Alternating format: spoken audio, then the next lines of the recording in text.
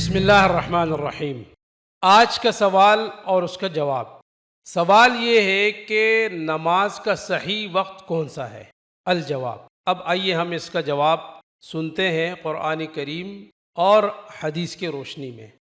قرآن کریم میں اللہ رب العالمین نے فرمایا سورہ النساء آیت نمبر 103 میں، ان الصلاۃ کانت علی المؤمنین کتابا موقوتا، بے شک اللہ نے مومنوں پر مقررہ وقت کے اندر نماز فرض کی، یعنی جو وقت ہے نماز کا وہ اللہ نے فرض کیا مومنوں پر، جو مقررہ وقت ہے اسی میں اللہ رب العالمین نے یہ فرض کیا۔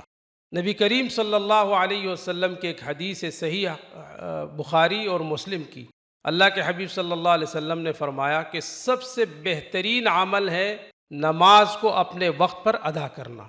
یہ تو آپ کو قرآن و حدیث کے سامنے، یعنی قرآن کریم کی آیت اور نبی کریم صلی اللہ علیہ وسلم کی حدیث ہم نے پیش کی۔ اب شریعت نے جو وقت نماز کے مقرر کیے نا، ہم نے اسی پر عمل کرنا ہے۔ فجر کی نماز جو ہے وہ سحری ختم ہونے کے بعد فوراً آپ نے پڑھنا ہے۔ کب تک؟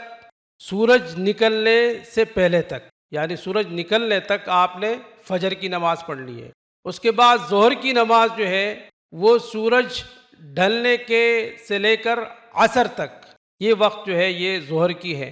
اور عصر کی نماز جو ہے وہ ظہر جو سورج ہے سورج غروب ہونے سے پہلے تک، اور مغرب جیسے ہی سورج غروب ہو جائے تو اس کے بعد فوراً سے لے کر کے عشاء تک، اور عشاء کا جو وقت ہے وہ ہے آدھی رات تک۔